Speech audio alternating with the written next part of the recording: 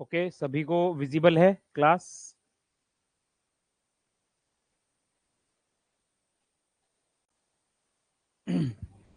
सभी लोगों को विजिबल है क्लास? पीडीएफ जल्दी से आ जाओ और चैट बॉक्स में लिख दो, ठीक है? जल्दी सभी लोग आ जाओ, चैट बॉक्स में लिख दो कि आवाज क्लियर है और हमारा जो वीडियो जो आप देख रहे हो ये क्लियर है। तो फिर आज के सेशन को हम आगे बढ़ाते हैं, अगर ये क्लियर है तो।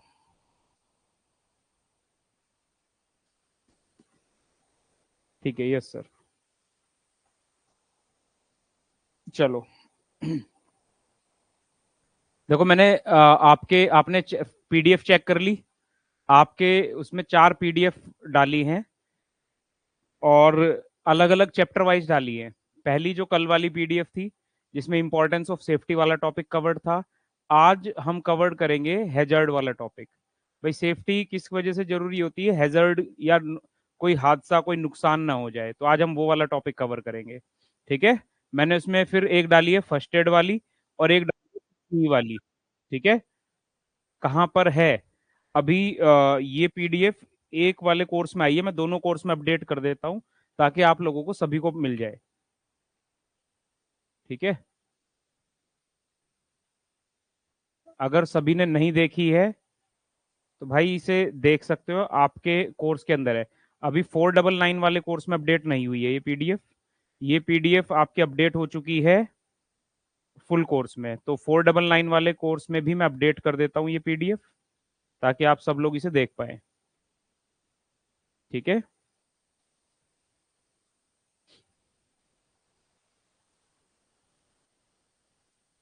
ये पीडीएफ आपको मिलेगी ऑक्यूपेशनल सेफ्टी वाले उसमें देखने के लिए ना, तो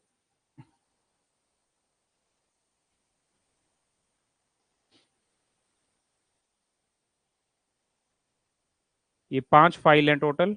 ये आपके दोनों कोर्सेज में आ चुकी है। जो यूकेपीएससी 2024 स्पेशल ड्राफ्ट्समैन वाला कंटेंट है उसमें भी अपडेट हो चुकी है। इनका आप प्रिंट आउट निकाल सकते हैं। कैसे आप प्रिंट आउट निकालेंगे बताऊंगा। एप्लीकेशन के अंदर से आप इन्हें डाउनलोड कर लेंगे अपने फोन में, और उस फोन से आप अपनी प्रिंट आउट जहां पर भी आप निकलवाना है वहां पर आप निकलवा सकते हैं। ठीक है? इनका प्रिंट आउट आप निकलवा सकते हैं जहां पर भी आप निकलवाना चाहे वहां पर इनका प्रिंट आउट निकलवा सकते हैं। ओके? व्हाट्सएप ग्रुप आप सभी लोग ऐड हो जाओ। व्हाट्सएप ग्रुप में कुछ नहीं करना है, आपका अनाउंसमेंट सेक्शन है उसमें एक लिंक है, उस लिंक पर क्लिक करोगे तो आप व्हाट्सएप ग्रुप में ऐड हो जाओगे। अगर ऐड नहीं हुए या उसमें अप्रूवल लग रहा है तो अभी मैं थोड़ी देर में चेक करके सबको अप्रूव कर दूंगा। ठीक है? डाउनलोड का ऑप्शन नहीं आ रहा है। अगर डाउनलोड का ऑप्शन नहीं आ रहा है तो मैं उसे एक्टिवेट कर दूंगा। शायद जो टीम मेंबर्स थे वो कर नहीं पाए होंगे, तो मैं अभी उसे डाउनलोड के ऑप्शन को एक्टिवेट कर दूंगा। इस लेक्चर के बाद आप इन पीडीएफ को अपने मोबाइल के अंदर भी डाउनलोड कर सकते हैं, सेव कर सकते हैं, और वहां से आप पीडीएफ को जनरेट कर सकते हो, वहां से आप पीडीएफ को ले सकते हो। क्लियर? शुरू करें आज का सेशन? ठीक है। हो गई अनुज डिमरी सर, हो गई। ओके। और नए वीडियोस जो मैंने अपडेट किए हैं, बिल्डिंग कंस्ट्रक्शन में अपडेट कर दिया है, आरसीसी अपडेट कर दिया है, स्टील के लेक्चर्स, हाईवे के लेक्चर्स, रेलवे के लेक्चर्स मैंने अपडेट किए हैं आपकी फाइल में, आपके कोर्स के अंदर। आप उन्हें चेक कर लेना।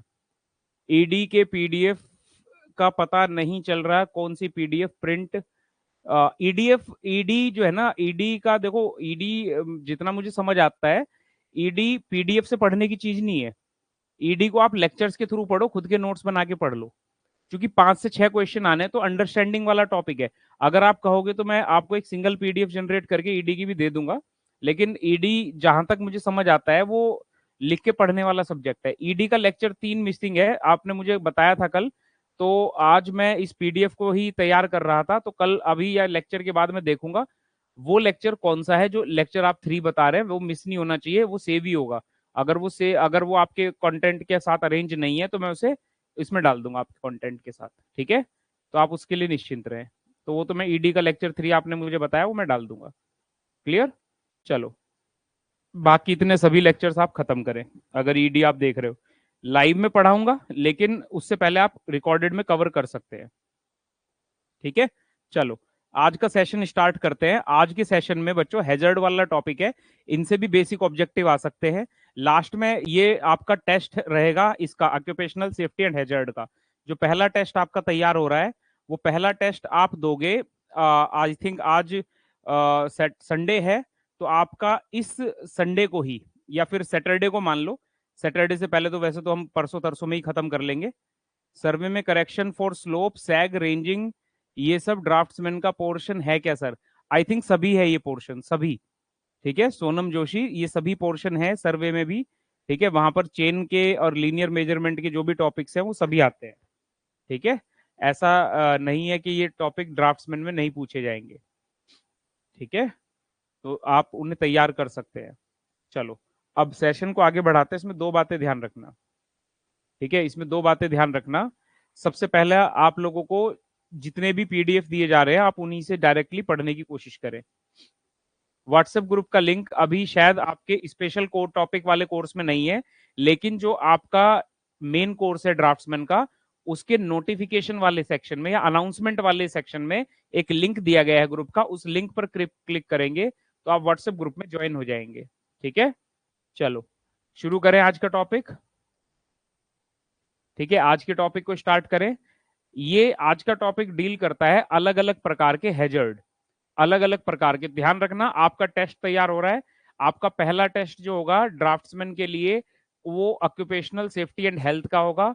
उसका डेट हम रखते हैं सैटरडे को। ठीक है, शनिवार के दिन। ठीक है, सैटरडे को हम उसका टेस्ट रखते हैं। तो सैटरडे को आपको वो टेस्ट देना है, तो इसलिए आप जितने भी टॉपिक आपको पढ़ाए जा रहे हैं उन्हें आप ध्यान से पढ़ें। स्पेशल वाली के लिए नी है क्या व्हाट्सएप लिंक? आ जाएगा वो, अभी मैंने एक ही उसके लिए बनाया था, वो स्पेशल ग्रुप वाले के लिए भी बना दूंगा। वो सेम व्हाट्सएप ग्रुप है, दोनों के लिए सेम लिंक है। ठीक है, अलग अलग नहीं है, तो मैं अप्रूव कर दूंगा आपको उसमें भी। ठीक है, मिल जाएगा। ठीक है, तो अब पढ़ाई पे फोकस करो, जो करने आए हैं छोड़ो।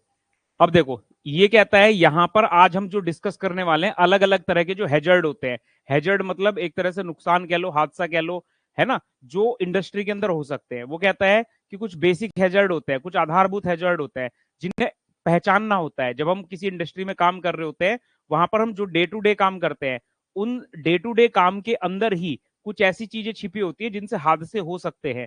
उन्हें हमें आइडेंटिफाई करना होता है, उन्हें हमें डिस्कस करना होता है, उनके बारे में हमें अवेयरनेस देनी होती है।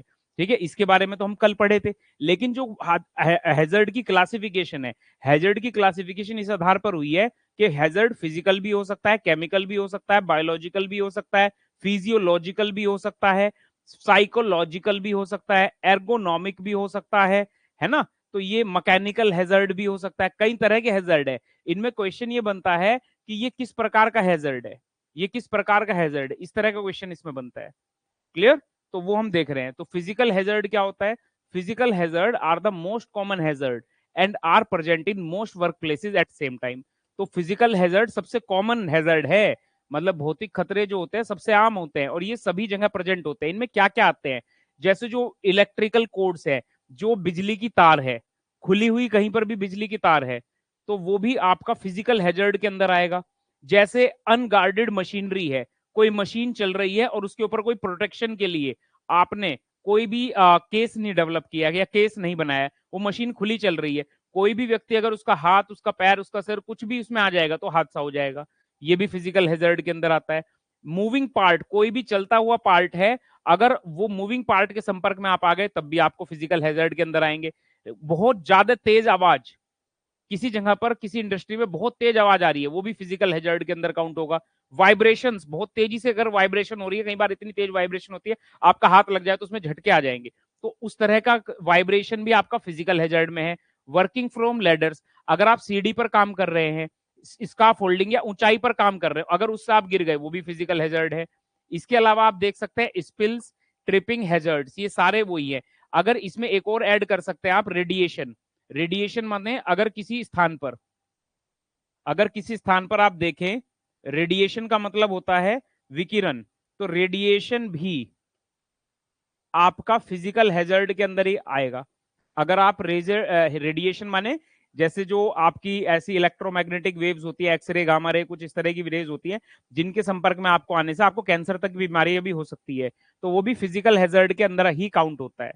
तो ये बात याद रखना है सभी को। क्लियर? तो फिजिकल हैजर्ड बहुत कॉमन सोर्स हैं जिसमें बताया गया है नॉइज और वाइब्रेशन है जो ह्यूमन बॉडी पर काफी असर डालती है।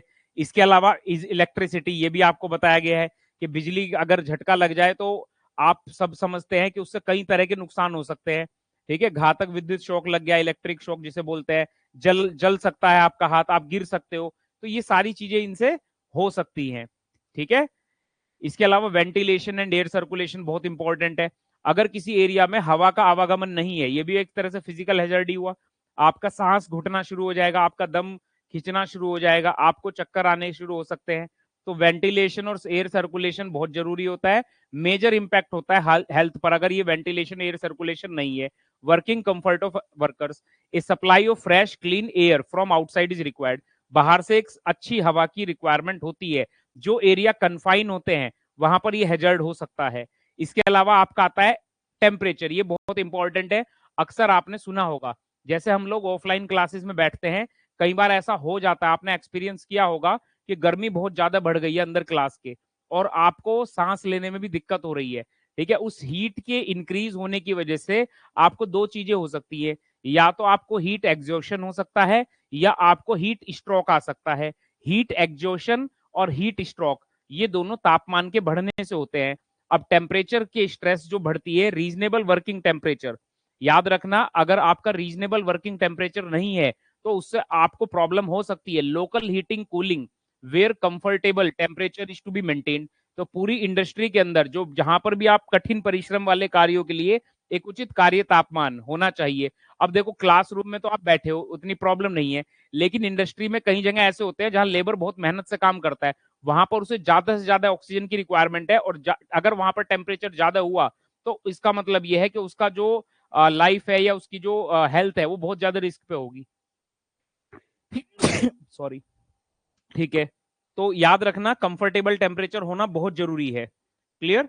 तो थर्मल क्लॉथिंग, रेस्ट फैसिलिटीज, तो यहाँ पर थर्मल क्लॉथिंग माने जो गर्मी से बचाएगा। जैसे कई बार भट्टी में आप काम कर रहे हो, भट्टी के लेबर है, तो वो तो बड़ी दिक्कत आ जाएगी, तो उसे थर्मल क्लॉथिंग पहना ली है। और रेस्ट फैसिलिटीज उसके लिए बहुत जरूरी है, उसे आपको सुविधा देनी पड़ेगी आराम की बीच में।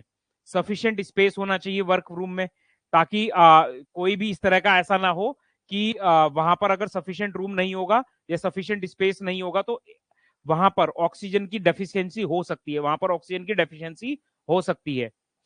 ठीक है, चलो, अब ये बेसिक पॉइंट्स है, इन्हें आप भी एक बार पढ़ोगे ना तो आपको भी याद हो जाएंगे। ऐसा नहीं कि आपको याद नहीं होंगे, बस जस्ट मैं आपको एक गाइड कर रहा हूं कि इसी तरह से आप ये कवर कर लो। ये टॉपिक हम 2 या 3 दिन में सारा खत्म कर लेंगे। ऑक्यूपेशनल हेल्थ एंड सेफ्टी ये बहुत लंबा नहीं चलने वाला है, ये आएगा भी ज्यादा से ज्यादा 2 नंबर का, तो 2 नंबर फ्री के मिलेंगे इसमें। ऐसा नहीं है कि इसमें बहुत कुछ टफ पूछेगा, गारंटीड है 2 नंबर अगर आए तो फ्री के मिलेंगे इसमें। ठीक है, 2 से 3 नंबर जो भी होंगे वो फ्री के होंगे। लाइट, भाई अगर लाइट अच्छी नहीं है, ठीक है, तो वो कहता है कि फिर तो प्रॉब्लम आएगी प्रोडक्टिविटी में। तो वो कहता है नेचुरल लाइट को होना चाहिए, उत्पादकता के लिए अच्छा प्रकाश आवश्यक है, जहां संभव ना हो प्राकृतिक प्रकाश को प्राथमिकता दी जाती है। तो कोशिश ये रहती है कि आपका नेचुरल लाइट अंदर लाई जाए, और अगर नेचुरल लाइट अंदर आ रही है तो इस बात का विशेष ध्यान रखा जाता है चकाचौंध और झिलमिलाट नहीं होना चाहिए, मतलब जो लाइट का रिफ्लेक्शन होता है उससे बचना चाहिए। तो लाइटनिंग के लिए आपको ये ध्यान रखना है कि भाई आपका प्रकाश अच्छा होना चाहिए, लेकिन आपका प्रकाश इतना भी कम ना हो कि आपको सही से दिखाई ना दे, और इतना भी ज्यादा ना हो कि आपकी आंखों पर रिफ्लेक्शन पड़े। ठीक है, ये इल्यूमिनेशन वाला पॉइंट हो गया। अब देखो, जब टेम्परेचर बढ़ता है तो दो चीजें आ सकती है, एक को बोलते हैं हीट एक्जॉशन और एक को बोलते हैं हीट एक्सट्रोक। दोनों में क्या अंतर है वो बताते हैं। वो कहता है कि नॉर्मल जो बॉडी का टेम्परेचर होता है, कोर टेम्परेचर जो हमारे शरीर का होता है, वो 37 डिग्री सेल्सियस तक होता है। तो हमारे अंदर का जो बॉडी का टेम्परेचर होता है वो 37 डिग्री सेल्सियस है। अगर टेम्परेचर इससे ज्यादा हो रहा है, 37 डिग्री से ज्यादा हो रहा है, तो वो कहता है 38 से लेके 40 के बीच का अगर टेम्परेचर है तो इस टेम्परेचर पर आता है हीट एक्जॉशन। हीट एक्जॉशन, ध्यान रखना ये क्वेश्चन इंपॉर्टेंट है। हीट एक्जॉशन आता है, भाई भेज दी परीक्षा है नहीं, आपने देखी नहीं शायद पीडीएफ, मैंने भेज दी है पीडीएफ, आपने शायद नहीं देखी। हीट स्ट्रोक, हीट स्ट्रोक आता है 41 डिग्री से ऊपर, हीट स्ट्रोक आता है 41 डिग्री से ऊपर। तो ध्यान रखना, अगर 41 डिग्री से ऊपर का टेम्परेचर है तो आएगा हीट स्ट्रोक, अगर आपका 38 से लेके 40 है तो हीट एक्जॉशन। दोनों में अंतर क्या होता है, दोनों के सिम्टम अलग अलग होते हैं, दोनों का ट्रीटमेंट अलग अलग होता है। अगर इंडस्ट्री में ये बहुत कॉमन है, हीट एक्सॉशन और हीट स्ट्रोक आना, तुमने देखा होगा गर्मियों के दिनों में कहते हैं भाई हीट स्ट्रोक आ गया, इसे तो ये तो बीमार हो गया है, हीट स्ट्रोक हो गया या हीट एक्सॉशन हो गया है। तो क्या सिम्टम है और क्या ट्रीटमेंट है, ये भी बड़ा इंपॉर्टेंट है। ग्रुप में नहीं है, एप्लीकेशन के अंदर है, कोर्स में परी, ठीक है, तो ध्यान देना। अब अगर हम बात करें क्या क्या साइन एंड सिम्टम है, सबसे पहले वो कहता है हीट एक्सॉशन के अंदर बेचैनी हो जाती है, आदमी को रेस्टलेस फील करता है, बेचैनी हो जाना, वो कहता है ना कि मुझे बेचैनी हो रही है, ठीक है। दूसरा वीक, कमजोरी हो जाना, कमजोरी आएगी, चक्कर आ जाएगा, तेजी से उसकी धड़कनें बढ़ जाएंगी, पल्स इंक्रीज हो जाएगी, ब्लड प्रेशर उसका डिक्रीज हो सकता है, नॉइजिया, जी मचलाना टाइप शायद ऐसा बोलते हैं, वॉमिटिंग, उल्टी हो सकती है, मेंटल स्टेटस, मानसिक स्थिति नॉर्मल बनी रहती है, बिहेवियर नॉर्मल, मतलब ऐसा नहीं कि आदमी पागल जैसा हो जाता है, ऐसा नहीं होता हीट एक्सॉशन में। हीट एक्सॉशन में ऐसा नहीं होता कि वो अपनी मानसिक स्थिति खो बैठा है, नहीं, बेचैनी हो जाएगी, कमजोरी आ जाएगी, चक्कर आ जाएंगे, तेज धड़कनें हो जाएंगी, ब्लड प्रेशर गिर जाएगा, नोजिया, वोमिटिंग हो जाएगी, ठीक है। अब लेकिन हीट स्ट्रोक क्या है, हीट स्ट्रोक उसका एडवांस वर्जन है, हीट स्ट्रोक में खतरनाक मतलब स्टेट में पहुंच जाता है, उसकी चेतना का स्तर कम हो जाता है, मतलब बेहोशी की हालत आने वाली होती है।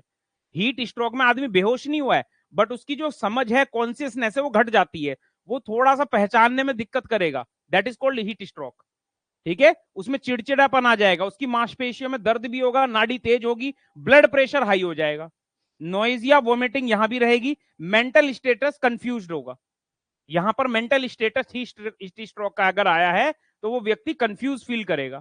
और अगर बिहेवियर की बात करें तो बहुत चिड़चिड़ा व्यवहार हो जाएगा उसका, ठीक है, बहुत अजीब सा व्यवहार हो जाएगा, जैसे मल्लिया लेट गया और फिर अजीब से कुछ करने लगा, ठीक है। और हॉट ड्राई रेड स्किन, गर्म सूखी लाल त्वचा हो सकती है, और ऐसी भी स्थिति आ सकती है कि आदमी मर जाए। हीट स्ट्रोक की वजह से भारत में कई लोग मर जाते हैं, आपने शायद सुना भी होगा ये, अगर इसका सही समय पर ट्रीटमेंट नहीं दिया गया। अब एक मजदूर एक इंडस्ट्री में काम कर रहा है, वहां गर्मी बढ़ी जा रही है, और वो काम किए जा रहा है किए जा रहा है, और हीट ज्यादा डेवलप होने की वजह से बॉडी के अंदर, और आसपास भी गर्मी बहुत तेज होने की वजह से वो व्यक्ति हीट स्ट्रोक का शिकार हो सकता है। और हीट स्ट्रोक का अगर शिकार हो सकता है तो अगर ट्रीटमेंट ना मिले उसकी डेथ भी हो सकती है। हीट एक्सॉशन में डेथ नहीं होगी, बट हीट स्ट्रोक में डेथ हो सकती है। तो याद रखने वाली बातें हैं बच्चों ये सारी, कि क्या क्या डिफरेंस है। यहां पर चेतना कम हो जाती है, माने बेहोशी की हालत आ रही होती है, बेहोश नहीं होता। दूसरे में यहां बेहोश नहीं होता, यहां सिर्फ बेचैनी होती है। तो एग्जॉशन जब होता है तो उसमें बेचैनी होती है, स्ट्रोक जब आता है तो उसमें आदमी को बेहोशी जैसी स्थिति में आना शुरू हो जाता है। तो ये बेसिक डिफरेंस है आपका हीट एग्जॉशन और हीट स्ट्रोक में। यहां पर कमजोरी आएगी, चक्कर आएंगे, ठीक है, यहां तो बेहोशी की हालत ही हो जाएगी, नाड़ी तेज होगी, यहां भी नाड़ी तेज हो जाएगी, यहां मांसपेशियों में दर्द भी होगा, यहां ब्लड प्रेशर हाई हो जाएगा, वहां पर ब्लड प्रेशर लो हो जाएगा, यहां पर नोजिया, वोमिटिंग, उल्टी जैसा होना, जी मचलाना टाइप हो जाएगा, और यहां पर मेंटल स्टेटस कंफ्यूज होगा, यहां पर मेंटल स्टेटस का नॉर्मल होगा, ठीक है। ये तो हो गए सिम्टम्स कि क्या क्या उसे सिम्टम देखने को मिलेंगे। तो ये इंपॉर्टेंट है, हीट स्ट्रोक हीट एक्सॉशन वाला टॉपिक, इससे पूछा जा सकता है आपसे ना कि देखो भाई एक बात सुनो, कभी कभी सोच के लगता है यार ये क्वेश्चन आएगा क्या। सब्जेक्ट का नाम देखो, ऑक्यूपेशन हेल्थ सेफ्टी, व्यवसाय में स्वास्थ्य और उसकी सुरक्षा। तो व्यवसाय में स्वास्थ्य और सुरक्षा का बात है, तो ये सारी चीजें तो व्यवसाय के अंदर हो सकती है, एक्सॉशन आना, हीट स्ट्रोक आना। अब इनके ट्रीटमेंट कैसे दिए जाते हैं, दोनों के अलग अलग ट्रीटमेंट है। हीट एक्सॉशन में सबसे पहले ले the person down and elevate the legs, आदमी को नीचे लिटा दो और उसके पैर को ऐसे करके ऊपर उठाओ, जैसे तुमने कई बार देखा होगा ग्राउंड पे प्लेयर्स के साथ जो उनके फिजियोथेरेपिस्ट ये सब आते हैं, तो वो सब करते हैं इनके लिए, ठीक है। और उसके बाद एंश्योर नॉर्मल ब्रीदिंग, ये एंश्योर करो कि वहां पर आसपास सांस लेने के लिए पर्याप्त उसके पास ऑक्सीजन भी होनी चाहिए, ना सांस अच्छी आ रही है उसे। दूसरा, अगर वो प्यासा है तो उसे पानी जरूर दे, पानी देने से उसे उसके बॉडी का टेम्परेचर कंट्रोल होगा। इसके अलावा रिपोर्ट इंसिडेंट टू सुपरवाइजर, और अपने सुपरवाइजर को जाकर तुरंत बता दे। तो हीट एक्सॉशन बहुत बड़ी समस्या नहीं है, उसमें आपको आदमी को लेटाना है, पैर को मतलब ऐसे करके, जैसे ना फिजियोथेरेपिस्ट करते हैं, ऐसे करके पैर को ऊपर, मैं करके दिखा नहीं पाऊंगा, मतलब समझ पाए होंगे तुम, आपको लेटा दो और उसे पैर को ऊपर उठा के थोड़ा प्रेस करोगे तो उससे उसकी ब्रीदिंग अच्छी हो जाएगी। सर किस टाइप का, इससे किस टाइप का क्वेश्चन आता है? मैंने एमसीक्यू फाइल लगा रखी है, एमसीक्यू की फाइल लगाई है स्पेशली इसीलिए ताकि तुम्हें पता चले क्वेश्चन किस नेचर का होगा। तो वो एमसीक्यू की फाइल भी डाउनलोड करके पढ़ लेना, उसमें सारे क्वेश्चन है हीट स्ट्रोक से। जैसे बॉडी का टेम्परेचर, नॉर्मल कोर का टेम्परेचर कितना होता है, ठीक है, जैसे हीट एक्सजॉशन कितने टेम्परेचर पर आता है, हीट स्ट्रोक कितने टेम्परेचर पर आ सकता है, ठीक है। तो ध्यान रखना, हीट स्ट्रोक में क्या करेंगे, आपको तुरंत आदमी को ठंडे जगह पर ले जाना है और वेंटिलेटेड, यहां पर तुरंत आदमी को ठंडी और वेंटिलेटेड जगह पर लेकर जाओ, उसकी सांस, पल्स और उसकी सर्कुलेशन चेक करो, ठीक है। पॉसिबल हो व्यक्ति को आइस पैक से कवर कर दो, उसके बर्फ उसके ऊपर लगाओ, उसके मुंह पर, उसके आसपास शरीर पर बर्फ को लगाओ, ठीक है, ताकि उसका बॉडी टेम्परेचर कम आए। उसे पानी पिलाएं जरूर। मॉनिटर वाइटल साइन, उसके जीवन के जो नब्ज है, जो उसके दिल की धड़कन है, जो सांस लेना है, इन चीजों को ऑब्जर्व करो। आई थिंक सॉइल मैकेनिक्स अभी सिलेबस में नहीं दिया है, अगर दिया होगा तो मैं उसकी भी लेक्चर अपडेट कर दूंगा, ठीक है। Get the person to the hospital, और तुरंत उस व्यक्ति को हॉस्पिटल ले जाओ, और इंसिडेंट को सुपरवाइजर को तो बताना ही बताना है, ठीक है। ये सारे काम आपको ध्यान रखने हैं, क्लियर है। ये सारे फिजिकल हैजर्ड के अंदर आते हैं, हीट स्ट्रोक वगैरह, हीट एक्सजॉशन, ये सारे किसके अंदर आते हैं, फिजिकल। ध्यान रखना, हीट स्ट्रोक अगर आया तो अपनी डॉक्टरी बिल्कुल मत लगाना, फिर तो उसे जल्दी से जल्दी कहां पहुंचाना है।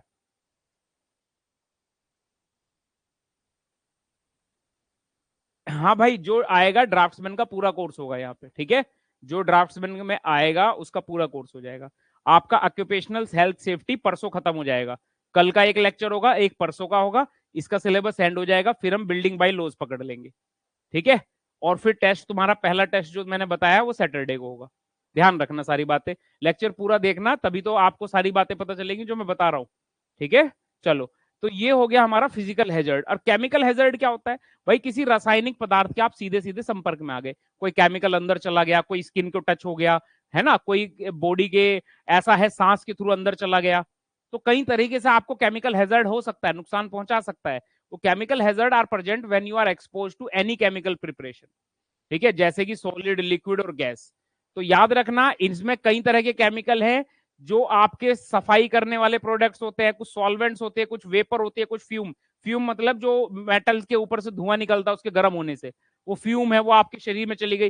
कार्बन मोनोऑक्साइड, जो कि बहुत इंपॉर्टेंट है, जो आपके जहां भी कंबशन होता है पेट्रोलियम का, जैसे गाड़ियों में भी होता है, मशीनों में भी, जब कई कभी हम पिस्टन वगैरह रन होता है बड़ी बड़ी मशीनें में, तो वहां पर पेट्रोलियम का अगर ईंधन यूज कर रहे हैं तो उससे कार्बन मोनोऑक्साइड निकलती है।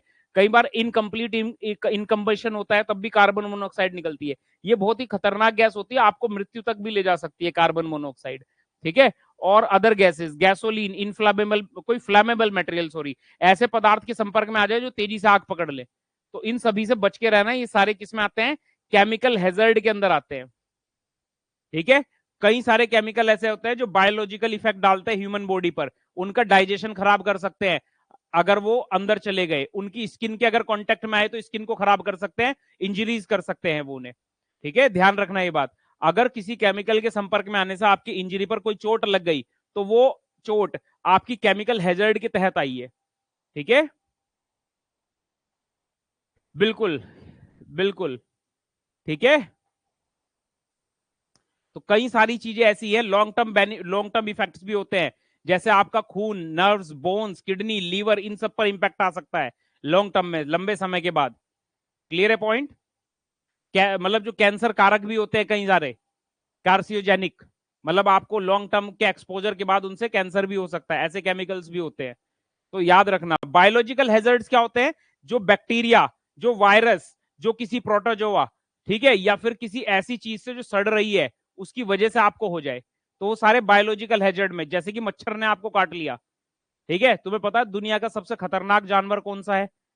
ठीक है, ना शेर, ना चीता, ना सांप, ठीक है, ना शेर, ना चीता, ना सांप, ना ही कोई भेड़िया, ठीक है, ना ही कोई हाथी, ना भालू, ठीक है। दुनिया का सबसे खतरनाक जानवर है मच्छर, क्योंकि दुनिया में जो समोते होती है उनमें सबसे बड़ा योगदान मच्छर का है।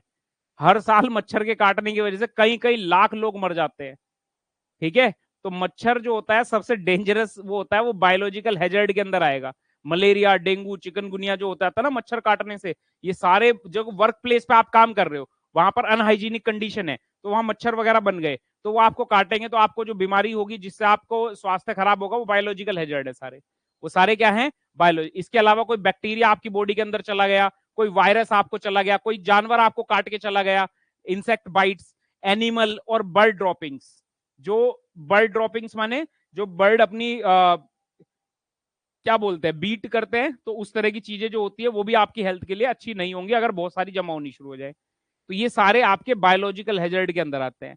Bacteria, virus, fungi, mould, blood borne pathogens, तो बहुत सारी ये चीजें बायोलॉजिकल हैजर्ड के अंदर आती है, तो मेरे ख्याल से याद रहेंगी। अगला है एग्रोनॉमिक। एग्रोनॉमिक खतरे, ये मैंने कल भी बताया था, जो रिपीटेटिव एक्शन के कारण होते हैं, जिनका पता आपको तुरंत नहीं चलेगा, बहुत लंबे समय के बाद चलेगा। आपको रिपीटेटिव एक्शन की वजह से होने वाली जो बीमारियां होती है, उन्हें एग्रोनॉमिक खतरे या एग्रोनॉमिक हैजर्ड के अंदर क्लासिफाई करते हैं। एर्गोनॉमिक हैजर्ड जो होते हैं हमारे, वो अलग अलग तरह के हो सकते हैं। इसमें क्या है, वो कहता है कि इन्हें पहचानना कठिन होता है, आइडेंटिफाई करना डिफिकल्ट होता है, क्योंकि आप ये तुरंत नहीं पहचान सकते कि इससे मुझे क्या नुकसान हो रहा है। इसमें कई बार ऐसा होता है, जैसे आप फील्ड पर काम कर रहे हो, आप बहुत हैवी वेट को लिफ्ट कर रहे हो, आपको तुरंत नहीं पता चलेगा आपको क्या हुआ, आप कई दिनों तक लिफ्ट कर रहे हो सकता है आपकी बैक मसल्स में पेन आना शुरू हो जाए, और आपको पता, आपके पता होने के बिना ही ये हो जाएगा। आप बहुत तेजी से किसी चीज को खींच रहे हो, या फिर ऐसे खींच रहे हो, या पुल कर रहे हो, पुश कर रहे हो, तब भी आपकी बॉडी के अंदर स्ट्रेन आ सकता है, अगर आप लंबे समय तक एक काम कर रहे हो। आप कंप्यूटर पर टाइपिंग करते जा रहे हो, आपको खतरा हो सकता है। तो ये सारे के सारे जो आपके लंबे समय के बाद आते हैं, बेंडिंग होना, ओवरहेड ऊपर को चढ़ाना कोई चीज, पुशिंग पुलिंग करना हैवी वेट की, है ना, ये कई बार ऐसा हो सकता है कि आपको कंफ्यूज हो जाए। अगर आप हैवी वेट उठाना है तो ये फिजिकल हैजर्ड है कि एग्रोनॉमिक, ये एग्रोनॉमिक हैजर्ड है। अगर आप बहुत हैवी वेट को लिफ्ट कर रहे हैं तो ये एग्रोनॉमिक हैजर्ड के अंदर आता है। याद रहेगी बात ये सभी को। आपका बॉडी पोस्चर, आप किस तरह से बैठ रहे हो, उसकी वजह से आपको सर्वाइकल हो सकता है, बैक के अंदर पेन हो सकता है, आपको स्लिप डिस्क का खतरा हो सकता है। ठीक है, इस पर बहुत सारी तरह की बीमारियां आपको हो सकती है आपकी पोस्चर की वजह से, गलत पोस्चर में बैठने की वजह से, परफॉर्मिंग द सेम और सिमिलर टास्क, बार बार एक ही तरह के काम को करते रहने से। ठीक है, इसके अलावा वो कह रहा है exposure to this non risk for musculo skeleton disorders, आपको मस्कुलो स्केलेटन डिसऑर्डर हो सकता है, मतलब आपकी मांसपेशियां किसी और संरचना को प्राप्त कर लेगी, जिससे आपको अपने नॉर्मल कार्य करने में तकलीफ होगी, दिक्कत होगी। ठीक है, मस्कुलो स्केलेटल डिसीज आपको हो सकती है। इसमें क्या क्या हो सकता है, देखो, एक सबसे बड़ी चीज, अगर आपकी लाइट कम है, ये बात ध्यान रखना, अगर आपकी लाइट कम है तो आपके कार्यस्थल पर रोशनी की कमी है, तो ये किस हैजर्ड में काउंट होगा। तो कई बार बच्चों को लग सकता है ये फिजिकल में, नहीं, अगर लाइट बहुत ज्यादा है, आपकी आंखों पर चमक लग रही है, फिजियोथेरेपिस्ट का सिलेबस लग रहा है ये, हाँ भाई, फिजियोथेरेपिस्ट जैसा ही है ये। ठीक है, ऑक्यूपेशनल हेल्थ एंड सेफ्टी, अभी तो फर्स्ट एड भी आएगा, फिर तुम कहोगे सर ये तो नर्स का कोर्स लग रहा है मुझे। ठीक है, ये तो डॉक्टर का कोर्स लग रहा है, फर्स्ट एड भी तो लिखा है तुम्हारे टॉपिक में कि फर्स्ट एड क्या होती है। ठीक है, और फिर प्रोटेक्शन इक्विपमेंट्स, प्रोटेक्शन इक्विपमेंट्स क्या होते हैं, तो ये ध्यान रखना है।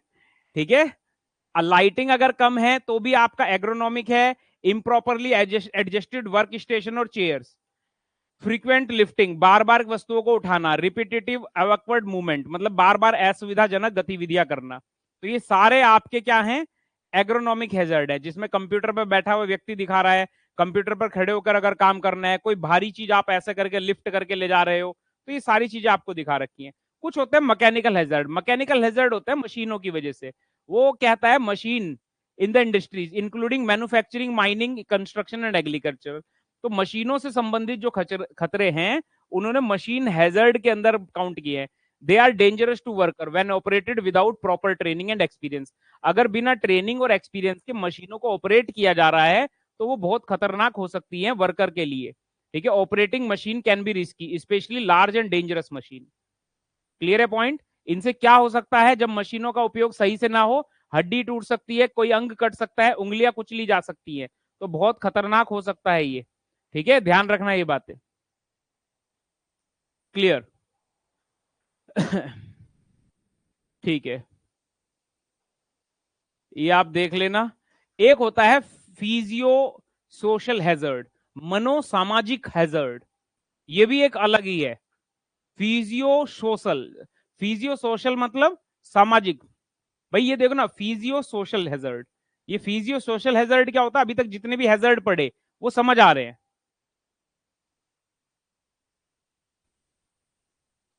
EHS एक अलग फील्ड है, हाँ भाई बिल्कुल अलग फील्ड है। ठीक है,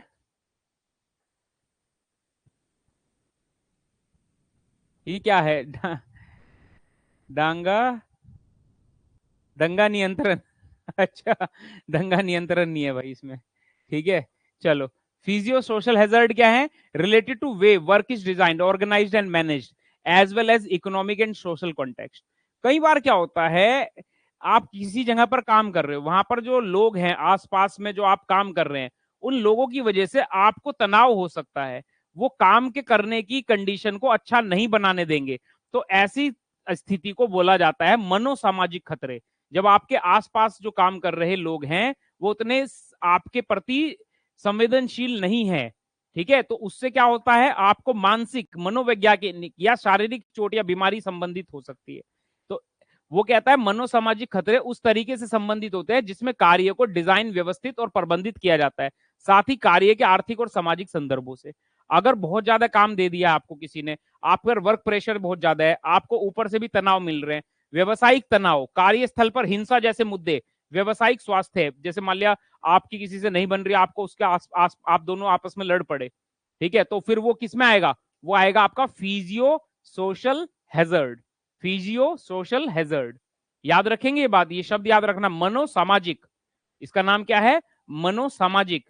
इसका बचा कैसे जा सकता है? इंस्पेक्शन करते रहें कि भाई सब कोई सही चल रहा है कि नहीं चल रहा है, किसी के बीच में कोई तनाव तो नहीं है, कोई दो व्यक्ति आपस में एक दूसरे को लेकर कोई मतभेद तो नहीं पैदा कर रहे हैं। तो इस तरह के कार्य सारे फिजियो सोशल उसके अंदर आते हैं। ठीक है, बाकी आप पढ़ लेना, इसमें कोई ऐसी बड़ी बात नहीं है। ठीक है, तो ये सारी चीजें हो जाएंगी। ऑक्यूपेशनल हाइजीन, ये भी बड़ा इंपॉर्टेंट है। आपको व्यवसाय में एक हाइजीन मेंटेन करना होता है। हाइजीन का मतलब होता है स्वच्छता, आपको साफ सफाई का पूरा ध्यान रखना है। सर थोड़ा स्लो पढ़ो। देखो परी, इसमें कोई भी दिक्कत नहीं है, ये ज्यादा ध्यान लगाने की चीज है ही नहीं, मेरी बात मान लेना। मैं आपको जैसे भी पढ़ा रहा हूं वैसा पढ़ते रहो, इसमें कोई बहुत ज्यादा ध्यान लगाने की जरूरत नहीं है। आप इसे जैसे थोड़ा थोड़ा समझते रहो और ऑब्जेक्टिव लगाते रहो। जूनियर इंजीनियरिंग सिलेबस में भी होना चाहिए। हाँ, पढ़ने में तो आसानी लगता है, लेकिन मेरी बात ध्यान सुनना, इसे आप ओवरव्यू से पढ़ो, ऊपर ऊपर से पढ़ो, अपने नोट्स मिल जाएंगे, उसके बाद एमसीक्यू लगाओ, और मेरी गारंटी है आपके इसके एमसीक्यू सही बन जाएंगे। बस आप कंटेंट को रीड आउट कर लो। ये वो चीज नहीं है जिसमें दिमाग लगाया जाए, ये तो वो चीज है जिसे पढ़ के थोड़ा सा आइडिया ले लिया जाए कि अच्छा ये तो ये बात है, ये तो ये बात है। कर दिए मैंने भाई, कर दिए। कितनी बार बताऊं एक ही बात को? आप अपने ऑक्यूपेशनल सेफ्टी और हेल्थ वाले फोल्डर को ओपन करें, उसमें एक फोल्डर बना हुआ है स्पेशली नोट्स का, उसमें 5 पीडीएफ मैंने शेयर करी हैं, चैप्टर 1, चैप्टर 2, चैप्टर 3, चैप्टर 4। ठीक है, एक चैप्टर है फर्स्ट एड का, एक है पीपीई का, एक है हैजर्ड का, और एक है सेफ्टी का। ठीक है, ऑक्यूपेशनल सेफ्टी, ये 4 पीडीएफ है, और 5वीं पीडीएफ है एमसीक्यू की। अभी और अपडेट कर दूंगा एमसीक्यू, तो आप वो भी देख लेना। क्लियर?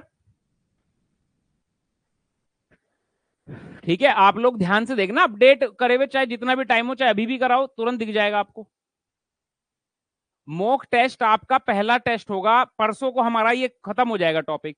ऑक्यूपेशनल सेफ्टी वाला टॉपिक हम ट्यूसडे को एंड कर लेंगे, ट्यूसडे को हमारा शुरू हो जाएगा, ट्यूसडे के बाद से तुम्हारा कोई भी दिन तय कर लेना, टेस्ट स्टार्ट हो जाएंगे। ठीक है,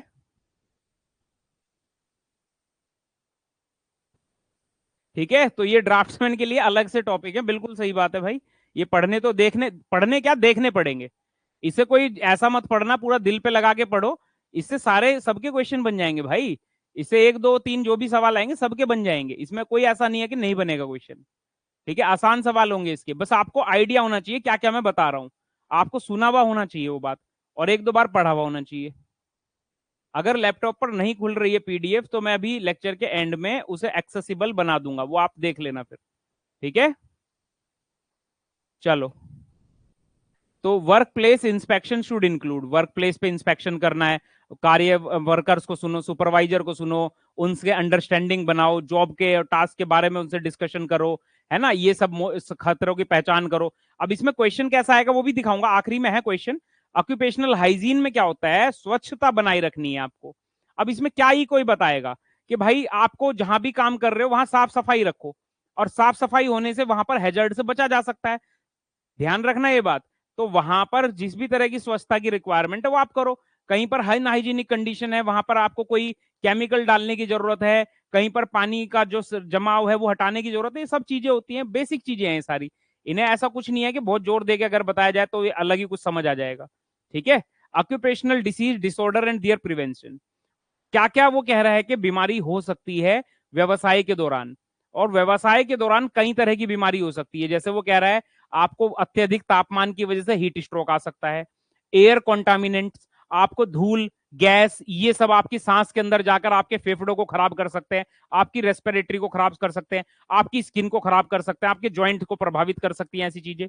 आपका चेंज इन एटमॉस्फेरिक प्रेशर, अगर आपके वायुमंडलीय दबाव में परिवर्तन आ रहा है तो डिकम्प्रेशन सिकनेस हो सकती है। ठीक है, डिकम्प्रेशन सिकनेस क्या होती है, अगर बाहर का दबाव कम हो गया है तो आपका जो सांस है फूल जाएगा, क्योंकि आप हवा खींचोगे और बहुत सारी सांस लेने पर भी हवा अंदर नहीं आएगी। ठीक है, डिकम्प्रेशन सिकनेस हो सकती है। अत्यधिक शोर से आपकी सुनने की क्षमता खतरा हो सकता है। एक्सपोजर टू इंफ्रारेड और अल्ट्रावायलेट रेडिएशन, अगर इस तरह का रेडिएशन के आपके संपर्क में आ रहा हो तो आपको लंबे समय में कोई बीमारी हो सकती है। ध्यान रखना ये बात, ये जो रेडिएशन है ये फिजिकल हैजर्ड का पार्ट है, तो ध्यान रखनी है बात। एक्सरे, रेडियम, परमाणु ऊर्जा के उत्पादन के लिए आवश्यक सामग्रियों के उपयोग में विकिरण बीमारी के खतरों के बारे में विशेष जागरूकता, कि भाई इनसे कैंसर भी हो सकता है। ठीक है, तो ध्यान रखना है ये सारी बातें, ये कुछ खतरे हैं, इस तरह से आपको नुकसान हो सकता है। वो कहता है those caused by asbestos lead, ये कह रहा है एस्बेस्टोस लेड जो है वो एस्बेस्टोस जो है, सॉरी, एस्बेस्टोस जो है रेशे लेड टू कैंसर, ये कैंसर तक ले जा सकती है, सच एज मेजोथेलिमियो। ये मेजोथेलिमियो आई थिंक ब्लड कैंसर का पार्ट है, मेजोथेलिमियो। ये बड़ा खतरनाक कैंसर है, जो अक्सर कई बार बच्चे के जन्म के साथ भी हो सकता है उसे, जिसमें उसको ब्लड ब्लड ट्रांसफ्यूजन की जरूरत पड़ती है, उसके शरीर से खून को निकालना पड़ता है और नया खून चढ़ाना पड़ता है, तो ये बड़ा खतरनाक बीमारी है। तो ये भी आपको एस्बेस्टोस से हो सकती है। ठीक है, एस्बेस्टोस के जो फाइबर्स हैं उनसे हो सकती है ये, अगर आपकी सांस के साथ वो अंदर में जा रहे हैं। ठीक है, ब्लड कैंसर बोलते हैं इसे। तो ये सारी चीजों की जानकारी आपको देनी पड़ेगी। इसके अलावा कुछ ऐसे पदार्थ हैं जिनके संपर्क में आने से आपको बचना है, जैसे कार्बन मोनोऑक्साइड, कार्बन टेट्राक्लोराइड आपको बेहोश कर देगी, क्लोरीन बड़ी खतरनाक है, कैरोसोट ऑयल ये बड़ा खतरनाक है, आपने पढ़ा है प्रिजर्वेटिव की तरह यूज होता है। साइनाइड्स, ये तो ऐसा है कि आपके अगर टच में भी आ गया, आपके जीप पर लग भी गया तो आपको स्वर्ग की यात्रा करा देगा। ठीक है, डी नाइट्रोबेंजीन, मरकरी बहुत खतरनाक केमिकल है, लेड, सीसा, फास्फोरस, नाइट्रस क्लोराइड, ये सारे केमिकल्स ऐसे हैं जो आपके लिए पॉइजनस साबित हो सकते हैं, जहरीले हैं ये सारे। ठीक है, ये आपको मृत्यु तक ले जा सकते हैं, ध्यान रखना ये बात। क्लियर है पॉइंट? चलो, occupational hazard also arise from infective sources, कुछ इन्फेक्टिव, जैसे आपके जहां आप काम कर रहे हो वहां पर कोई ऐसे जानवर हैं जिनके अंदर कोई बैक्टीरिया या कोई वायरस है, वो आपके अंदर आ सकता है। वहां पर कुछ इवन अब तो आदमी ऐसा पहुंच गया जो कोई बैक्टीरिया लेके घूम रहा था, वायरस लेके घूम रहा था, वो आपके शरीर में पहुंचा गया, तो उसकी वजह से आपको भी बीमारी हो सकती है। ठीक है, तो ये सारी चीजें याद रखनी है। वो कहता है doctor, nurses and other hospital personnel are prime targets for the tuberculosis, bacillus and many other infectious organisms. वो कहता है जो टीबी वाला बैक्टीरिया है ना, तुमने सुना होगा टीबी वाला बैक्टीरिया, इनसे सबसे ज्यादा खतरे में कौन होते हैं? इनसे सबसे ज्यादा खतरे में होते हैं डॉक्टर, नर्स और हॉस्पिटल का जो स्टाफ है, इसे बहुत खतरा होता है, क्योंकि टीबी के मरीज इन्हें भी टीबी का मरीज बना सकते हैं, क्योंकि टीबी फैलने वाली बीमारी होती है। याद रहेगी ये बात सभी को, टीबी हमारी फैलने वाली बीमारी होती है, इसमें थोड़ा कम है, और दूसरी फाइल में देखते हैं।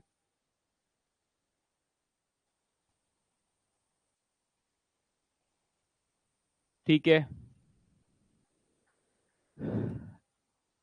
अभी इसमें एक दो क्वेश्चन और हैं जो अच्छे हैं हमारे लिए। आई थिंक ये वाली फाइल है क्या?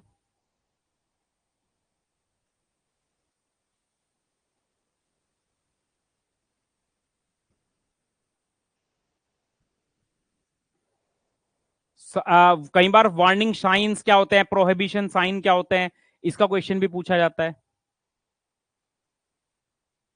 आई थिंक ये वाली फाइल भी नहीं है हमारी, है ऑक्यूपेशनल सेफ्टी एंड हेल्थ हो गया, हैजर्ड वाली नहीं है,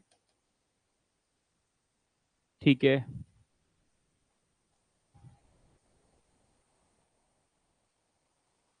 ये कितने हैं, 12 पेजेस, ठीक है, ये तो हमने देख लिया है।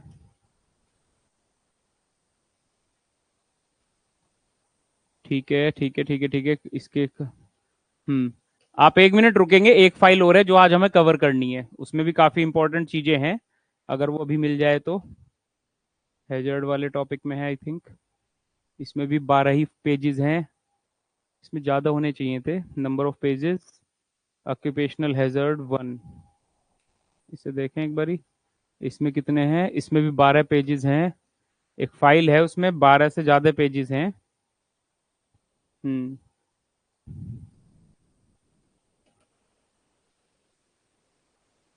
ये तो चार, ये तो एमसीक्यू वाली फाइल है ये, ठीक है। एक सेकंड वेट करें, मैं आपको वो वाली फाइल भी दिखा देता हूँ जिसमें मैंने थोड़ा एडिशनल चीजें दी है, ठीक है। 2 मिनट वेट करेंगे बस, ठीक है, लेक्चर में 2 मिनट पॉज करेंगे, आप इतने एक बारी अपनी फाइल वगैरह देख लें, ठीक है। तो उसमें बिल्कुल, हाँ बिल्कुल, जो लंग्स वाला टीबी होता है वो फैलता है। आई थिंक मेसोथैलीमिया, अगर स्टोमक और हार्ट लंग्स टिश्यू अफेक्टेड होते हैं तो ये ऐसा ही कोई बीमारी है, थैलीमिया करके ही है। आई थिंक मैं उससे कंफ्यूज हुआ हूँ, ब्लड कैंसर वो कॉज करता है, ठीक है। एक बार देख लेते हैं उसे भी।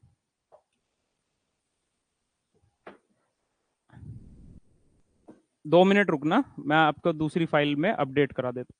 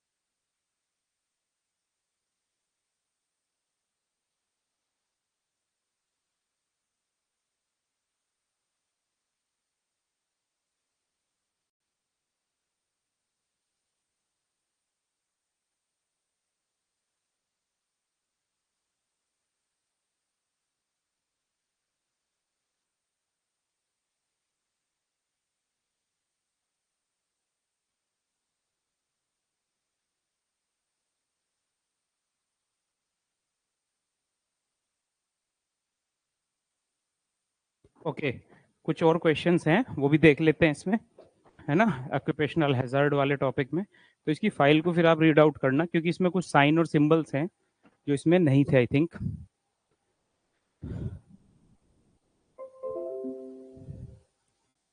आई थिंक इसमें नहीं थे वो, जो नई फाइल इसके अंदर है वो, ठीक है।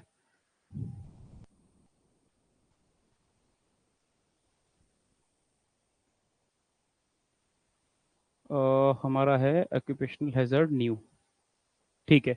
अभी एक बार ही चेक करो, इसमें आपके पास सारे मिल जाएंगे आपको इसमें ना, जो अदर साइन एंड सिंबल्स हैं वो सारे आपको फिर इधर उधर ढूंढने नहीं पड़ेंगे, वो सारे एक ही साथ मिल जाएंगे। आवाज सबको ठीक आ रही होगी, ठीक है। रीड आउट करना है बस इसे ना, ऐसा कुछ नहीं है ऐसे पूरा आप सोचेंगे कि पूरा खूब रटेंगे तब जाके कुछ होगा। बहुत ही बेसिक क्वेश्चंस आने हैं। हाँ, इसमें 18 पेजेस है, ये बेटर है। ठीक है, ये हम देख चुके हैं। हाँ, ये वार्निंग साइंस है। देखो वार्निंग साइंस कई बार एग्जाम में डायरेक्टली पूछे जाते हैं। ठीक है, वार्निंग साइंस कई बार, सर लैपटॉप वाला खुला देना, ठीक है, बिल्कुल। वार्निंग साइंस क्या होते हैं, जैसे रिस्क ऑफ फायर, अब वो आपसे सिंबल पूछ लेगा कि ये बताओ ये किसका सिंबल है। जैसे अभी सबसे पहले वार्निंग साइन को आप याद रख लो, त्रिभुज में होते हैं। जितने भी चेतावनी भरे साइन वो होते हैं वो ट्राइंगल की शेप में होते हैं। ये भी क्वेश्चन बहुत कॉमन पूछा जाता है। वार्निंग साइन किस शेप में होते हैं, ट्राइंगल की शेप में होते हैं। जैसे आग का खतरा है यहाँ पर, जैसे बिजली का झटका लग सकता है, जैसे यहाँ पर टॉक्सिक हैजर्ड है, ये ऐसा करके बना होता है ना, टॉक्सिक हैजर्ड मतलब जहरीली चीज है यहाँ पर। कोरोजिव, कोरोजिव सब्सटेंस है यहाँ पर, आपके हाथ को जलन टाइप की फीलिंग हो सकती है। Risk of ionising radiation, radiation का खतरा है यहाँ पर, ठीक है, रेडिएशन का। लेजर बीम, यहां पर आपको लेजर बीम का खतरा है। यहां पर एक्सप्लोजन, बम फटने का खतरा है। देखो सिंबल देख लेना किस तरह का होता है जहां पर एक्सप्लोजिव होती है। ओवरहेड, फिक्स्ड है, आपके सिर पर कुछ भी गिर सकता है, ओवरहेड। और journal warning risk of danger, journal सामान्य डेंजर का रिस्क। तो सारे के सारे आपके क्या है, त्रिभुज के फॉर्म में, ट्राइंगल की फॉर्म में। आप देखो ये आपको बना के दे देगा, पूछेगा क्या है, बिजली का खतरा, केमिकल टॉक्सिक हैजर्ड, ठीक है। आप कोरोजिव सब्सटेंस, कोई कोरोजिव पदार्थ आपके शरीर पर गिर सकता है। आयनाइजिंग रेडिएशन, कोई विकिरण आपके शरीर पर आ सकता है, कोई विकिरण आपके शरीर पर आ सकता है, ठीक है, कोई विकिरण आपके शरीर पर आ सकता है। ध्यान रहेगी बात ये सभी को, ठीक है। रिस्क ऑफ एक्सप्लोजन, आपको विस्फोट का खतरा है। ओवरहेड हैजर्ड, आपके सिर पर कुछ गिर सकता है। जर्नल वार्निंग और रिस्क, ये सारे याद रखने हैं। और प्रोहेबिशन, मतलब करना ही नहीं है। और जितने भी प्रोहेबिशन है सारे सर्कल में है। प्रोहेबिशन किस में है, सारे सर्कल में, जैसे हाईवे में भी होते हैं। तो अगर आपको ऐसे करके लिख दिया, आपको मतलब है स्मोकिंग ना करें, नेक्ड फ्लेम्स प्रोहेबिटेड, मतलब वहां पर आप धुआं या फिर जो आग है वो नहीं यूज कर सकते हो। Do not extinguish with water, यहां पर पानी न डालें, ठीक है, पानी का मतलब पानी का इस्तेमाल न करें, ठीक है। पेडिस्ट्रेन क्रॉसिंग प्रोहेबिटेड, इस तरह पैदल यात्री ना चले यहाँ पे, मतलब इस जगह से पैदल होकर नहीं जाना है। तो ये इंडस्ट्री के अंदर आपको देखने को मिलेंगे साइन एंड सिंबल्स। मैंडेटरी, जिनका पालन करना जरूरी है, वो भी आपको सर्कल में मिलेंगे। जैसे वियर हेड प्रोटेक्शन, आपके अपने सिर पर हेड प्रोटेक्शन को पहने, चश्मे को लगाएं। वियर हियरिंग प्रोटेक्शन, कान पर आपको हेडफोन लगाने हैं ताकि आपको तेज नॉइज से खतरा ना हो। आपको अपना शूज पहनना है, नहीं तो आपके पैर में कील चुभ सकती है, कोई पत्थर चुभ सकता है। हैंड ग्लव्स आपको पहनने हैं, ठीक है। आपको ये पूरा मास्क सिस्टम है, ये पूरा आपको पहनना है। वियर सेफ्टी हेयरनेस, आपको सेफ्टी हेयरनेस पहननी है, नहीं तो आप नीचे गिर सकते हो। क्लियर। तो कई सारी चीजें हैं जो आपको ध्यान रखनी है, जैसे हाथ धोना, हाथ धोना भी आपका मैंडेटरी साइन है कि हाथ धोने आवश्यक है यहां अंदर जाने से पहले। क्लियर। अब देखो कुछ आपको ध्यान रखने हैं, जैसे फिजिकल हैजर्ड में noise, heat, cold stress, vibration, radiation और इल्यूमिनेशन, तेजी से लाइट का आंखों पर चमकना। केमिकल हैजर्ड में inflammable, explosive, toxic, corrosive, radio active, ये सारे केमिकल में। बायोलॉजिकल में bacteria, virus, fungi, plant paste infection. और आपके फिजियोलॉजिकल, फिजियोलॉजिकल माने आपका जो भौतिक है, फिजिकल वो है, जैसे ओल्ड एज, बुढ़ापा, सेक्स मतलब अपोजिट जेंडर, कोई मेल है कोई फीमेल है तो खतरा रहता है कई बारी, ठीक है। इल हेल्थ, आपकी स्वास्थ्य बहुत खराब है, ठीक है, वो भी फिजियोलॉजिकल में आएगा। सिकनेस, फटीग, आप थके हुए हो, आप थकान ज्यादा महसूस हो रही है, तो ये सारे फिजियोलॉजिकल है। इसके अलावा साइकोलॉजिकल हैजर्ड में क्या क्या आएंगे, मनोवैज्ञानिक हैजर्ड में रॉन्ग एटीट्यूड, अगर आपका एटीट्यूड सही नहीं है तो वो आपकी साइकोलॉजिकल प्रॉब्लम है। स्मोकिंग, धूम्रपान अगर आप करते हो, साइकोलॉजिकल हैजर्ड है। एल्कोहलिज्म, आप शराब पीते हो काम के दौरान, वो भी साइकोलॉजिकल है। अगर नहीं दिख रहा हो तो बता देना। अनस्किल्ड हो, आप कुशल कारीगर नहीं हो, तब भी आपका साइकोलॉजिकल है। पुअर डिसिप्लिन, आपका व्यवहार अच्छा नहीं है, आप एब्सेंटी हो, आप एब्सेंट रहते हो, प्रेजेंट नहीं है, आप आज्ञा का पालन नहीं करते हो, डिसओबीडियंस, आज्ञा का पालन नहीं करते हो। एग्रेसिव बिहेवियर है, आप गुस्सेल हो ज्यादा है, ठीक है। एक्सीडेंट प्रोननेस, आप एक्सीडेंट होने का आपका खतरा ज्यादा है। इमोशनल डिस्टर्बेंसेस, आप मनो मतलब भावनात्मक रूप से एक तरह से आप डिस्टर्ब हो, ठीक है। वायलेंस, आप बहुत ज्यादा आक्रामक या हिंसक हो। बुलिंग, दूसरों को चिढ़ाने वाले हो। सेक्सुअल हैरेसमेंट, आप किसी भी अपने अपोजिट जेंडर के सेक्स को परेशान करते हो, टीज करते हो, तो ये सारे आपके साइकोलॉजिकल हैजर्ड हैं। ठीक है, ध्यान रखना, मनोवैज्ञानिक हैजर्ड में काउंट होते हैं। क्लियर? मैकेनिकल हैजर्ड में unguarded machinery, no fencing, no safety device, no control device, ये सारे मैकेनिकल हैजर्ड में आते हैं। इलेक्ट्रिकल हैजर्ड में आपने अर्थिंग नहीं करी, भाई आपने सुना होगा अर्थिंग नहीं करने से कई बार न्यूट्रल वायर जो जो अर्थिंग के लिए छोड़े उसमें भी करंट आ जाता है, तो उससे आपको खतरा है। शॉर्ट सर्किट हो गया, करंट लीकेज हो गया, ओपन वायर, खुली तार घूम रही है कहीं, नो फ्यूज और कट ऑफ, वहां पर कोई फ्यूज या कट ऑफ डिवाइस नहीं है जहां से आप बंद कर सकते हो। और फिर है ergonomic hazard, poor manual handling technique, wrong way layout of machinery, wrong decision, poor housekeeping, wrong tools, ये आपके एर्गोनॉमिक हैजर्ड्स हैं। याद रहेगा, ये पूरी टेबल आपको एक बार ही पढ़नी है, इससे आपका क्वेश्चन पूछा जा सकता है, इससे आपके क्वेश्चन पूछे जाने की बहुत ज्यादा प्रोबेबिलिटी है, ये वाली जो टेबल मैंने आपको दिखाई है। क्लियर? ध्यान रखना, इसके अलावा कुछ और साइन बोर्ड हैं, जैसे ग्रीन ट्राइंगल, सॉलिड कंबस्टाइल, मतलब जो कंबस्टाइल सॉलिड है उनका साइन है ये। Red square gases, flammable liquids का साइन है। ब्लू सर्कल, नीले रंग का सर्कल, एनर्जाइज इलेक्ट्रिकल इक्विपमेंट। येलो, तो ये अलग अलग साइन बोर्ड हैं, आप देख सकते हैं, जहां पर जो लगा है वो उस चीज को इंडिकेट कर रहा है। के फॉर किचन, ये किचन का साइन बोर्ड है। डी फॉर डायनामाइट, यहां पर डायनामाइट हो सकता है। सी फॉर करंट, ये करंट का साइन है यहाँ पे। बी फॉर बैरल, ये बैरल का साइन है यहाँ पे। ठीक है, ये एक बार देख लेना, जैसे क्वेश्चन पढ़ो और बताना। The only thing that can keep you safe consistently, केवल एक चीज जो आपको हमेशा सुरक्षित रख सकती है, मैं चाहूंगा आप सभी लोग इसका आंसर करें। The only thing that can keep you safe consistently, एक ऐसी चीज जो आपको हमेशा सेफ रख सकती है, ऐसा क्वेश्चन आएगा आपके पास। पर्सनल प्रोटेक्टिव इक्विपमेंट, आपके सुपरवाइजर, सभी वार्निंग साइंस को पालन करना, आपका एटीट्यूड, आपका व्यवहार। अमन सैफी लगा रहे हैं सर पीपी, विशाल शर्मा लगा रहे हैं sir 3, obeying all warning science. ठीक है, सभी बच्चे लगाएं इसका आंसर।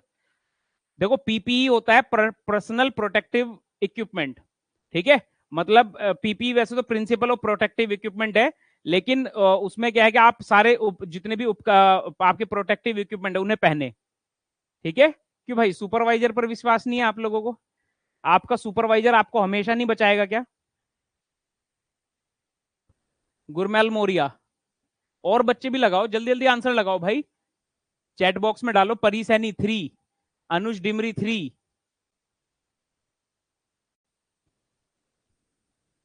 परवीन नोटियाल सी। ठीक है,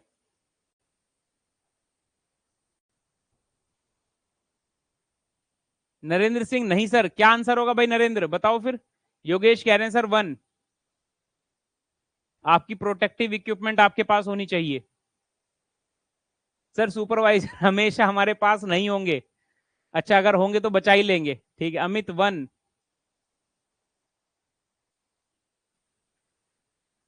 ठीक है, और बताओ यार, जल्दी बताओ। नरेंद्र सिंह कह रहे हैं सी कह रहे हैं, ठीक है। ठीक है, देखो याद रखना, only thing that can keep you safe consistently, मतलब जो तुम्हें हमेशा बचा के रखेगी, धर्मेंद्र नेगी। इसका इसका पता करेक्ट आंसर क्या है? इसका करेक्ट आंसर है आपका एटीट्यूड, योर एटीट्यूड। इसका सही उत्तर है योर एटीट्यूड। आपका जो एटीट्यूड है वही आपको हमेशा बचाएगा। आपके पास प्रोटेक्टिव इक्विपमेंट है तब भी आप खतरे में आ सकते हैं, आप सारे वार्निंग साइन आप फॉलो कर रहे हैं, देख रहे हैं, तब भी आप खतरे में आ सकते हैं। आपका एटीट्यूड क्या है वो आपको बचाएगा। That is the very very crucial. तो यही तो चीज है जो टेक्निकल में नहीं है और इधर की तरफ है। ये पजल क्वेश्चन था कि आपका एटीट्यूड वो है। देखो यहां पर लिखा हुआ है मैंने, safety attitude, no matter how many rules or procedures exist or nor how many warning signs are posted or how many hours of training we have received, the only thing that can be consistently keep you safe is your attitude. कोई फर्क ही नहीं पड़ता आपने कितने equipment पहन रखे हैं, आपने कितने वार्निंग साइन फॉलो कर रखे हैं, ठीक है, कुछ फर्क ही नहीं पड़ता। एक ही चीज है जो आपको हमेशा बताएगी, जो है आपका एटीट्यूड। अच्छा, कई बार बच्चों को लग तो रहा होगा मन से यार एटीट्यूड लग रहा है कि मुझे बचाएगा, लेकिन बच्चे ने एटीट्यूड सोचा यार एटीट्यूड कैसे सही हो जाएगा, हम तो टेक्निकल के बच्चे हैं, टेक्निकल में एटीट्यूड की तो कोई वैल्यू ही नहीं है, तो एटीट्यूड ठीक कैसे हो जाएगा भाई। ध्यान रखो आप हेल्थ सेफ्टी ये अलग टॉपिक है, टेक्निकल से ये चीज पढ़ रहे हो, ठीक है। तो यहां एटीट्यूड ज्यादा मैटर करता है, फील्ड पर किसी भी काम में आपका एटीट्यूड सबसे ज्यादा मैटर करता है कि आप किस एटीट्यूड के साथ वो काम कर रहे हो, किस दृष्टिकोण से, किस सोच से, समझ से, किस सिंसियरिटी लेवल से आप वो काम कर रहे हो, ठीक है। आप उसे मजाक में उड़ा रहे हो, ठीक है, ठीक है, आप उसे मजाक में ले रहे हो या आप उसे बहुत अच्छे से कर रहे हो, तो वो एटीट्यूड बहुत बहुत इंपॉर्टेंट है, याद रखना ये बात। A good safety attitude ensure that you follow all safety procedures. आपका एटीट्यूड अच्छा है तो ये देखो कमाल किस बात का है, आपका एटीट्यूड अच्छा है, आप ये भी मानोगे और ये भी मानोगे, एटीट्यूड के अंदर ही तो आ गए दोनों। अगर आपका एटीट्यूड अच्छा नहीं है तो ना तो आप प्रोटेक्टिव इक्विपमेंट पहनोगे, आपने ये पहन लिया ये नहीं माना, ये मान लिया ये नहीं माना, तो एटीट्यूड में ये दोनों चीज कवर्ड है। ये कह रहे हैं ये बढ़िया था, ठीक है, एटीट्यूड में वो दोनों चीजें कवर है, अगर आपका एटीट्यूड अच्छा है तो आप ये भी सही रखोगे और ये भी सही रखोगे, ठीक है। तो इसीलिए आपका एटीट्यूड, सेफ्टी एटीट्यूड ज्यादा मैटर करता है रेदर देन किसी सिंगल और चीज से, ठीक है। अगर आपका एटीट्यूड अच्छा है तो ऑब्वियस ही बात है प्रोटेक्टिव इक्विपमेंट लोगे, आप वार्निंग साइन का करोगे, ठीक है। तो ये सारी चीजें आप एटीट्यूड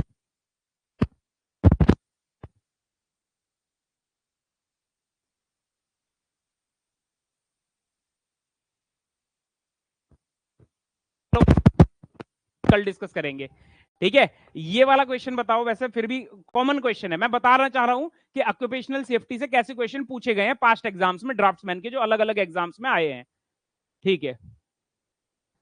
आज गई, ठीक है। The worker require food protection in work environment.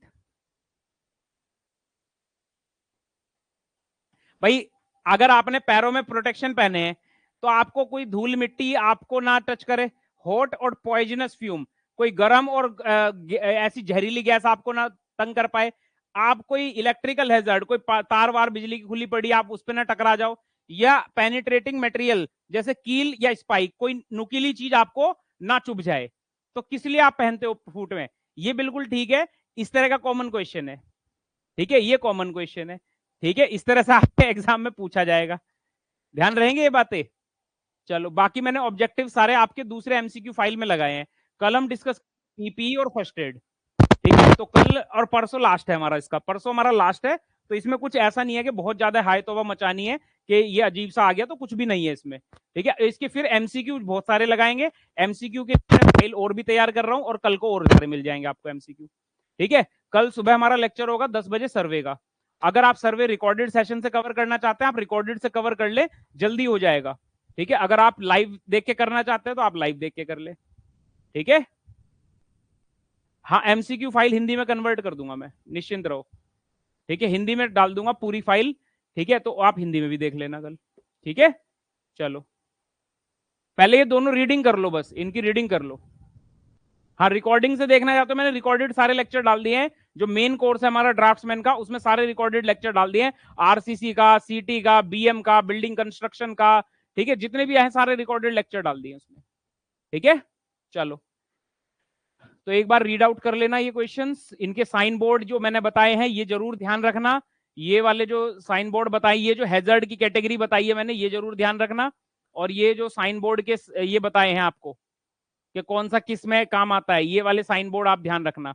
Occupational health and safety में ये पूछे जाते हैं आपसे, जो आपके वार्निंग है वो ट्राइंगल है, जो आपके प्रोहिबिशन है वो सर्कुलर है, और जो आपके मैंडेटरी है वो सर्कुलर है बट पूरा ब्लू बैकग्राउंड है, ठीक है, याद रखना ये। चलो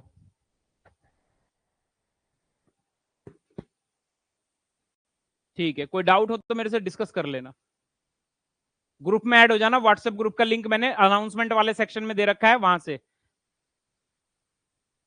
परसों खत्म हो जाएगा ये हमारा ऑक्यूपेशनल सेफ्टी एंड हेल्थ, और उसके बाद हम बिल्डिंग बाय लॉज शुरू करेंगे, तो इस हफ्ते के एंड में हम बिल्डिंग बाय लॉज भी खत्म कर लेंगे, ऑक्यूपेशनल हेल्थ एंड सेफ्टी भी खत्म कर लेंगे, और एक और टॉपिक हमारा कैड भी खत्म कर लेंगे, इस हफ्ते के एंड में हम कैड भी खत्म कर लेंगे, फिर नेक्स्ट वीक में हम ईडी शुरू कर सकते हैं, इंजीनियरिंग ड्राइंग, ठीक है, या अर्थक्वेक, जो भी आप मुझे कहोगे, अर्थक्वेक कर सकते हैं अगले सप्ताह से हम। तो इस सप्ताह में हम लगभग मतलब अगले 2 सप्ताह में हम सारा ये अटपटा जो पोर्शन है सारा खत्म कर लेंगे। ठीक है, चलो, तो टारगेट ये है कि अगले सप्ताह तक हम सारा एंड कर लेंगे। ठीक है, केवल आपकी क्लास की 1 दिन की छुट्टी लगेगी 7 तारीख को। ठीक है, अभी से नोट कर लेना, 7 अक्टूबर आपकी छुट्टी है, 7 अक्टूबर। बाकी और कोई छुट्टी नहीं है, ना संडे की, ना सैटरडे की, किसी और दिन की नहीं है, ना अक्टूबर 2 अक्टूबर की, ना किसी और दिन की। ठीक है, आपकी छुट्टी होगी तो आप ध्यान रखेंगे अभी से 7 अक्टूबर की। ठीक है, चलो, बाकी सभी दिन क्लास है। और तब तक हम 7 अक्टूबर को क्यों छुट्टी होगी, क्योंकि आपका 7 अक्टूबर को मेगा टेस्ट है। मेगा टेस्ट है 100 क्वेश्चन का, जिसमें आपके सारे अटपटे सब्जेक्ट आएंगे, तो उस दिन के लिए आप तैयार करो। ठीक है, चलो एंड कर।